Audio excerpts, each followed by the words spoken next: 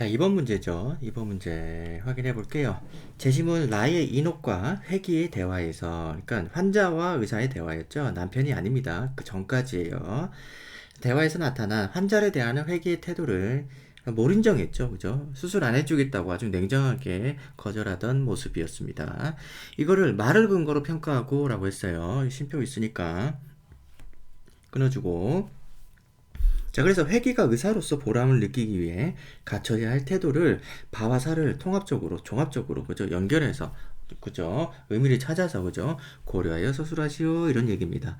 자, 우선은 이게 말을 근거로 평가하라고 하지 않았습니까? 그죠? 그 근거, 평가의 기준, 마 아닙니까? 그죠? 이걸 먼저 읽어봐야죠. 그래서 마에서 어떤 기준을 찾아가지고 그 기준을 회계 태도에 대입해보는 이런 방식의 사고 흐름이 필요하겠습니다. 그래서 마부터 찾아봅시다. 마가 어딨냐면 여기 있네요. 그죠? 여기서 자, 어떤 기준이 나올지 한번 볼게요.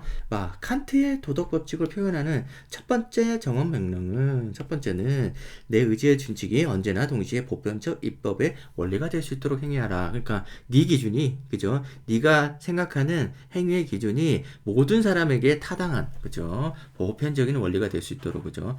하라라는 겁니다. 그래서 틀린 짓을 하지 말라는 거죠. 다른 사람이 다 인정할 수 있는 일을 하라는 거죠. 자, 그 다음에 칸트는 한 사람이 선택한 준칙을 다른 사람들이 보편적으로 받아들일 수 있을 때 이 준칙이 도덕 법칙이 될 수 있다고 했다. 모두 내 법칙에 동의한다면 그건 도덕 법칙이라는 거죠. 그죠? 그리고 이에 따른 행위를 도덕적이라고 보았다. 만약 자신이 선택한 행위의 준칙이 보편적 법칙이 될 수 없다면 도덕 법칙의 명령이 될 수 없다. 그래서 첫 번째 정언 명령은 또 다른 정언 명령으로 이어진다라고 해서 지금 첫 번째 정언 명령 설명이 됐어요. 그죠? 행동할 때 보편적인 것 정해서 행동하라는 거죠. 자기 혼자만 말 옳다고 하는 그런 행위를 하는 것은 도덕이 아니라는 거죠. 자, 그렇습니다. 그리고 두 번째, 그것은 바로 보편성의 원리에 의해서 원리에 전제된 인간 존중의 정신을 표현한 정언 명령이다. 인간은 무조건 존중되어야 한다는 거죠.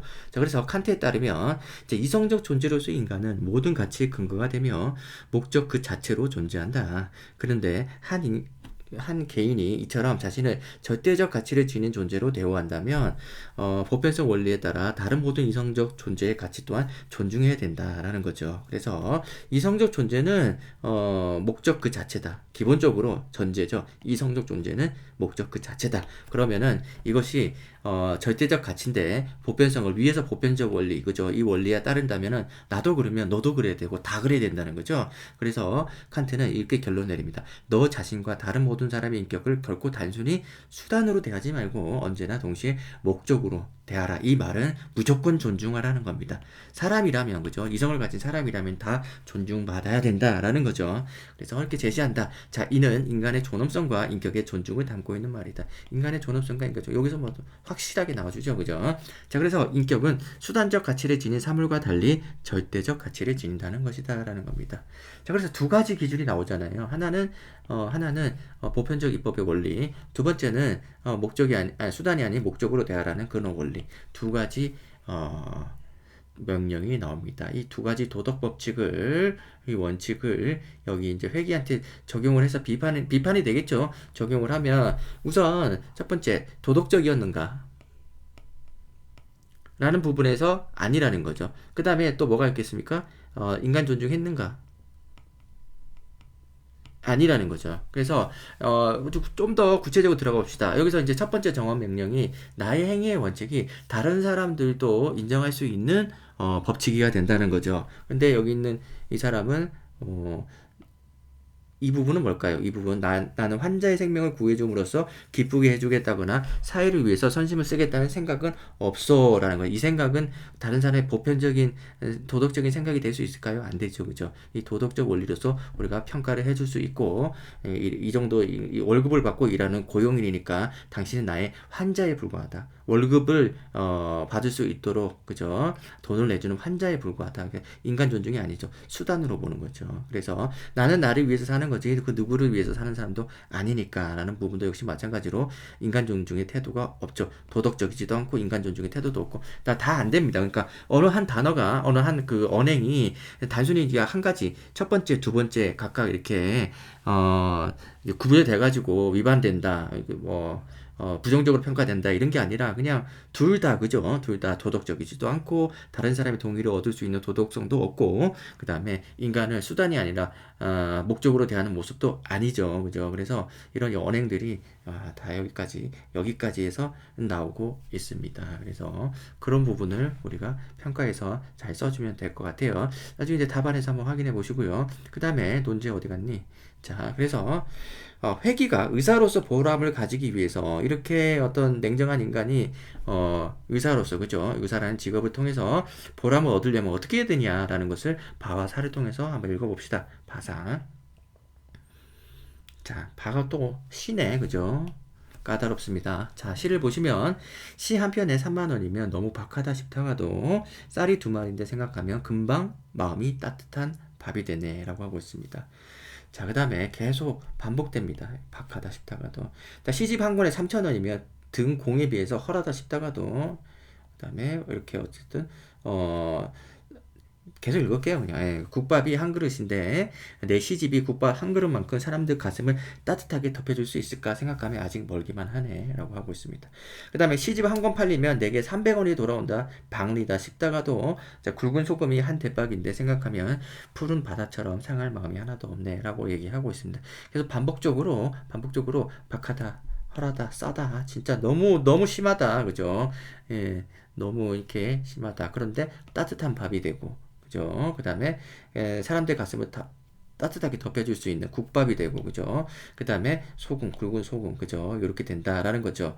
그래서 이게 뭡니까? 그러니까 대비되고 있는 거죠. 그 전반부 후반부 계속 반복적으로 대비되고 있는데 이 박하다 헐하다 그 다음에 박리다 이런 건 전부 다 가격이죠. 가격. 시장에서의 가격과 값이잖아요. 값은 싸다는 거예요. 값은 싼데 뒷부분에 나와 있는 밥이니 뭐 국밥이니 잠깐만요. 국밥이니 소금이니 이런 건 뭡니까? 이것을 뭐라고 할 수 있을까요? 가치죠, 가치라고 얘기해 볼 수 있겠습니다. 그래서 그런 가치와 같다는 거죠. 그러니까 내 시집이 따뜻한 밥, 따뜻한 국밥, 소금과 같은 가치야 라고 자부심을 가지는 그런 느낌이 되겠습니다. 그래서 그렇게 우리가 이해를 해보면 되는데 우리 가격과 값을 통해 가지고 대비되는 단어로서 짝이 되는 단어로서 가치를 생각해 볼 수 있으면 참 좋은데 이게 잘 안 되면 또 답이 산으로 가요. 그래서 그런 부분들 이게 진입 장벽이 좀 있다라는 생각을 해봅니다. 이런 시에서 근데 이제 다들 잘 할 거예요. 자, 그리고 사를 보시면 자, 인간의 활동은 노동, 작업, 행위로 구분할 수 있는데 첫째, 노동은 먹고 사는 문제 해결하기 위한 활동이고 둘째, 작업은 인공 세계를 건설하여 인간의 세계를 구축하는 활동이고 마지막으로 행위는 자신의 가진 본연의 능력과 개성을 공동체에서 충분히 발휘하는 행동이니까 공동체 속에서 발휘하는 행동이라는 거죠. 자, 그래서 노동은 직에 해당하고 이거 직업이죠, 직업. 노동은 직업에 해당하고 행위가 바로 이제 업이다. 그러니까 직업에서 이 직은 먹고 사는 문제고 업은 우리가 이제 공동체에게 뭔가 그걸 뭐라고 그러죠? 공헌하는 그죠? 그런 의미를 가진다라는 겁니다. 여기서 좀 실수가 될 수 있는 게 작업은 없어요. 작업은 없고 그냥 이 두 가지만 나옵니다. 직업에서 직은 노동 그리고 업은 행위 이렇게 봅니다. 자, 그래서 쭉 읽어보면 생계 유지를 위해 하는 활동은 동물도 하는 걱정이므로 인간은 인간으로서 자신의 개성과 능력을 발현하는 일을 함으로써 인간다운 삶의 가치를 실현한다. 이 직업의 직은 누구나 한다는 거죠. 그래서 업이 없으면 안 된다는 거예요. 그러니까 여기서 의사가 그죠?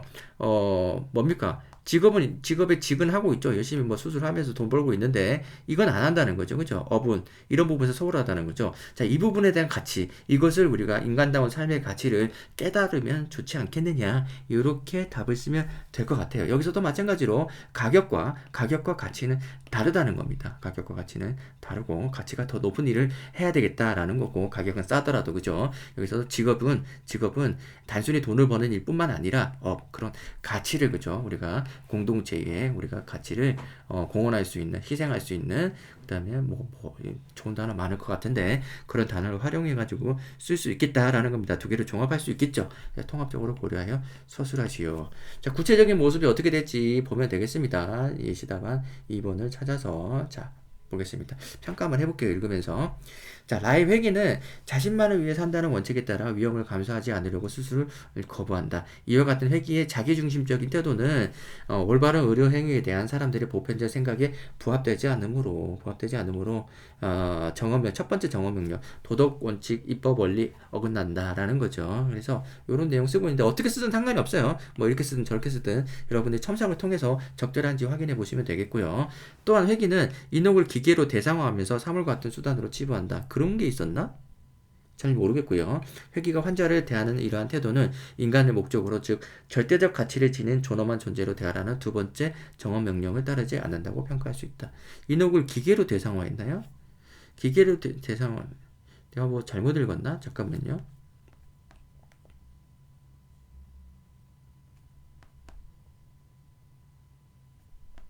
어디 갔니?